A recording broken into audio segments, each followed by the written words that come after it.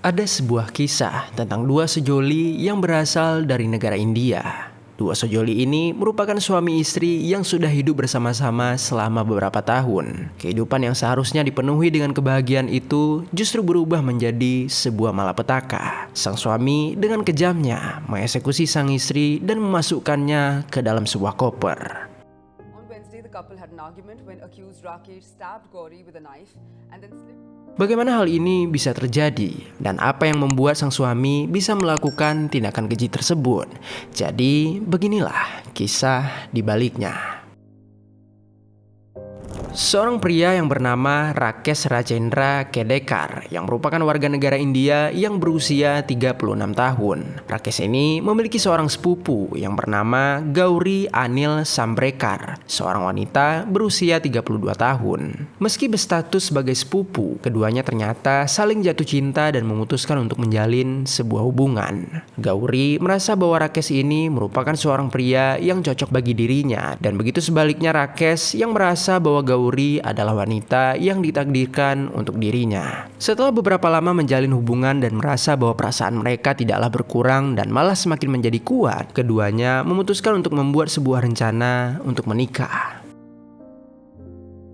Rencana pernikahan tersebut tentunya ditentang oleh pihak keluarga. Ayah Rakesh yang merupakan kakak dari ibu Gauri menentang keras pernikahan tersebut. Selain karena mereka adalah sepasang sepupu, ayah Rakesh sendiri merasa kalau Gauri ini merupakan seorang wanita yang terlalu keras kepala dan ia juga mudah marah sehingga tak cocok untuk Rakesh yang juga memiliki sifat temperamen yang kuat. Meski begitu, penolakan dari kedua pihak keluarga ternyata tak menghentikan langkah Rakesh dan Gauri. Keduanya memutuskan untuk tinggal bersama sebelum menikah untuk membuktikan pada semua orang bahwa mereka adalah pasangan yang serasi.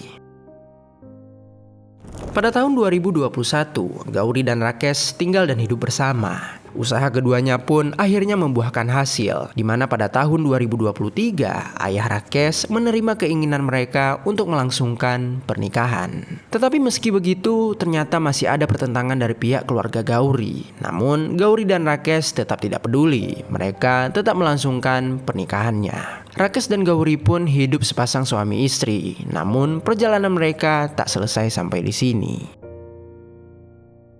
Kehidupan pernikahan Rakesh dan Gauri ternyata tak seindah kehidupan saat mereka tinggal bersama dulu. Gauri dan Rakesh tinggal di lingkungan yang sama dengan keluarga besar dari Rakesh.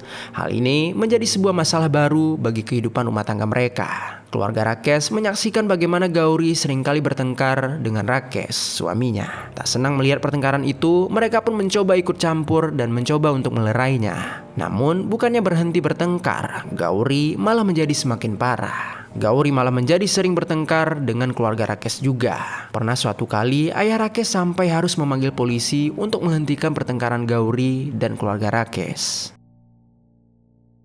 Tak ingin kehidupan rumah tangganya hancur, Gauri pun menuntut Rakesh untuk pindah dari lingkungan mereka yang sekarang. Ia merasa jika tinggal terpisah dari keluarga besar, kehidupan rumah tangga mereka mungkin akan menjadi lebih baik. Rakesh pun akhirnya mencoba mencari jalan keluar. Rakesh dan Gauri kemudian memilih tinggal di Maharashtra. Mereka sama-sama sudah memiliki pekerjaan di kota tersebut, di mana Rakesh menggeluti dunia teknologi, sedangkan Gauri merupakan seorang lulusan jurnalistik. Namun meskipun telah sama-sama bekerja, penghasilan mereka ternyata masih belum cukup untuk memenuhi kebutuhan mereka sehari-hari. Di tahun 2025, Rakesh mendapatkan pekerjaan baru di salah satu perusahaan multinasional yang berlokasi di Bengaluru. Rakesh merasa hal ini adalah angin segar baru untuk kehidupan dalam rumah tangga mereka. Ia akhirnya bisa membawa Gauri menjauh dari keluarga besarnya dan mereka bisa tinggal berdua saja dengan kehidupan yang lebih nyaman. Tetapi meskipun demikian, hal ini ternyata juga menimbulkan perselisihan baru antara Rakesh dan Gauri. Gauri sudah memiliki pekerjaan tetap. Jika Rakesh mengambil pekerjaan ini, maka Gauri harus melepaskan pekerjaannya yang sekarang untuk bisa ikut bersama Rakesh. Gauri kemudian dilanda dilema karena hal ini. Ia tak ingin kehilangan pekerjaannya, tapi ia juga tak ingin berpisah dengan Rakesh. Setelah berpikir panjang, Gauri akhirnya memutuskan untuk melepaskan pekerjaannya. Ia ikut dengan Rakesh dan pindah ke daerah Bengaluru. Keduanya meninggalkan rumah lama mereka dan tinggal di rumah baru. Mereka menyewa sebuah apartemen kecil yang terletak di Doda Kamanahalli, Bengaluru.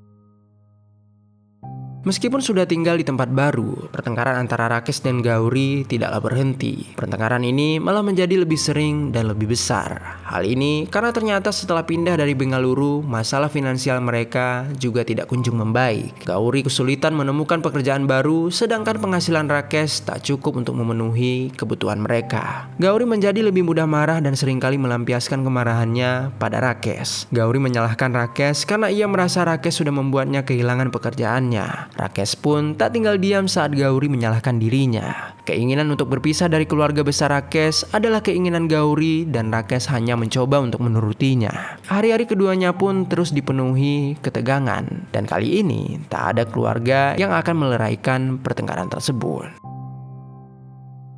Hingga pada suatu malam, tepatnya pada tanggal 26 Maret 2024, Gauri dan Rakesh sedang bersiap untuk melakukan makan malam. Gauri sudah menyiapkan nasi untuk makan malam, namun belum sempat mereka makan, mereka kembali bertengkar. Gauri kembali menyalahkan Rakesh dan memarahi Rakesh atas keputusan mereka pindah ke Bengaluru. Rakesh yang sudah muak mendengar omelan Gauri pun akhirnya hilang kendali dan menampar pipi Gauri. Gauri tak terima dengan perlakuan Rakesh. Ia pun mengambil sebuah pisau di dapur dan seketika melemparkannya ke arah Rakesh. Pisau tersebut ternyata mengenai Rakesh, namun hanya menimbulkan luka ringan pada tubuh Rakesh. Luka itu tak seberapa dibandingkan dengan amarah Rakesh. Dengan perasaan marah yang meluap, Rakesh seketika mengambil pisau tersebut dan menusuk Gauri tepat pada bagian leher sebanyak 2 kali. Kemudian ia kembali menusuknya di bagian perut sebanyak 1 kali. Dan akhirnya Gauri pun terjatuh tak berdaya di lantai dengan diselimuti lumuran cairan merah. Akibat dari tusukan tersebut, Gauri yang tak kuat lagi menahan sakitnya akhirnya menghembuskan nafas terakhirnya. Menyadari Gauri yang tak lagi bernyawa, Rakesh pun seketika panik dan bingung. Di tengah kebingungan itu, Rakesh memilih untuk duduk diam di dekat jasad Gauri. Kepada jasad Gauri, Rakesh mengutarakan kekesalannya. Ia mempertanyakan kenapa Gauri selalu marah padanya, kenapa Gauri selalu menyalahkan dirinya ketika dia tak bisa mendapatkan pekerjaan, dan kenapa Gauri begitu membenci kepindahan mereka ke Bengaluru, padahal itu adalah keinginan Gauri sendiri. Rakesh yang tak bisa menahan amarah dan frustasinya, akhirnya tak tahu harus berbuat apa.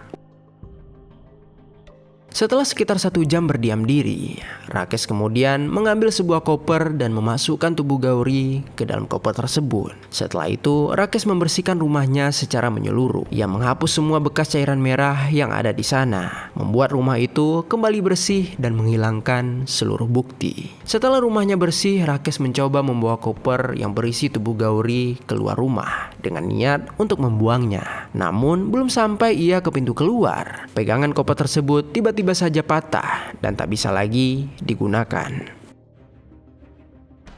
Menyadari bahwa rencananya gagal, Rakesh membawa koper yang berisi jasad Gauri ke kamar mandi dan meletakkannya di sana. Setelah itu, ia keluar dari rumah dan mengunci rumah tersebut dari luar. Rakesh mematikan handphone dan mengemudikan mobilnya menuju ke rumah orang tuanya yang ada di Maharashtra. Setelah setengah jam perjalanan, Rakesh tiba-tiba berhenti. Ia mampir ke sebuah minimarket dan membeli sebuah racun untuk serangga. Setelah itu, ia kembali ke mobilnya dan menyalakan handphonenya dan menelpon salah seorang tetangganya. Kepada tetangganya itu, Rakesh mengatakan bahwa istrinya baru saja melakukan aksi eksekusi diri di kamar mandi. Rakesh meminta tetangganya untuk mengecek dan melihat keadaan istrinya. Tetangganya tersebut pun panik dan langsung menelpon pemilik rumah yang ia tempati.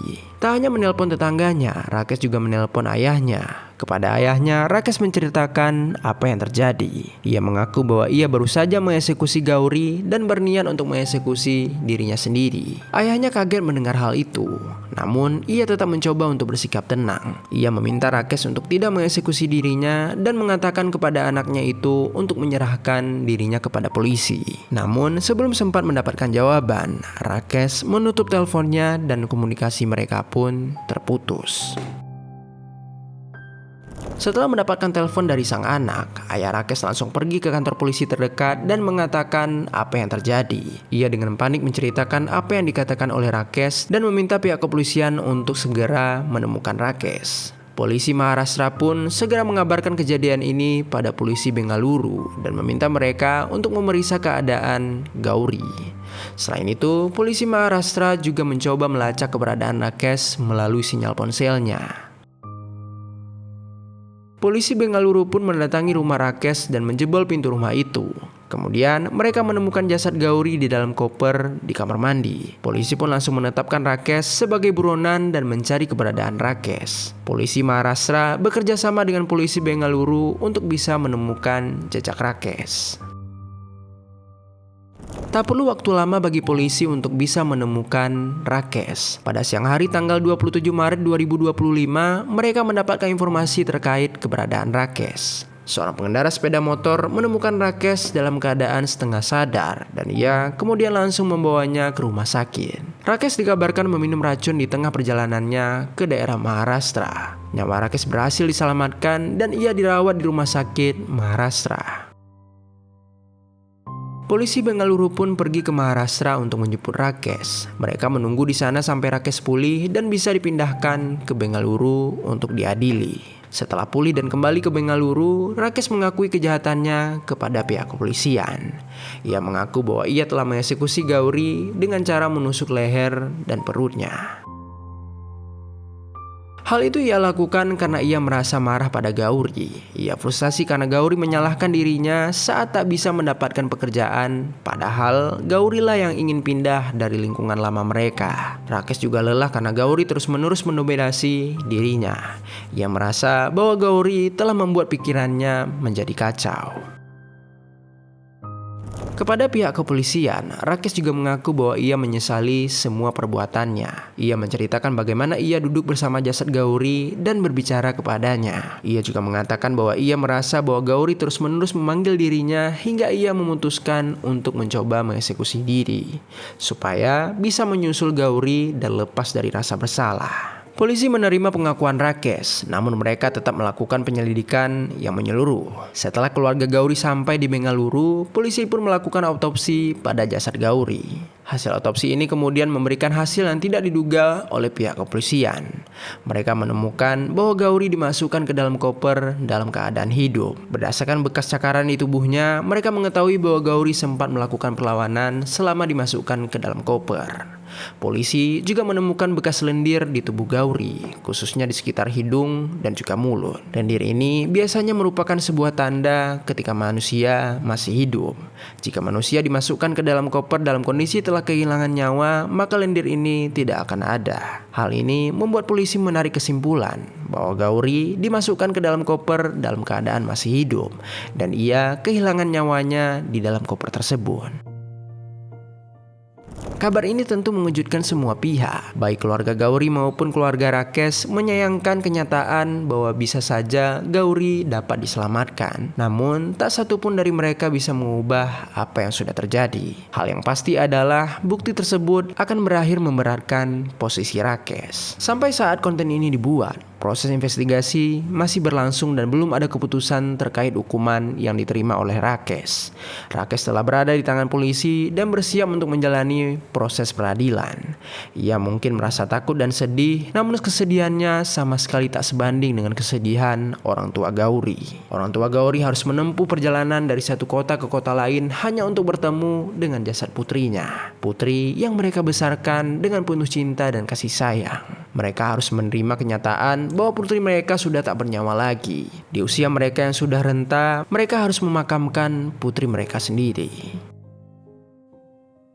Begitulah kisah menyayat hati dari Rakesh dan Gauri. Semoga dalam kisah ini ada pelajaran baik yang dapat kita ambil.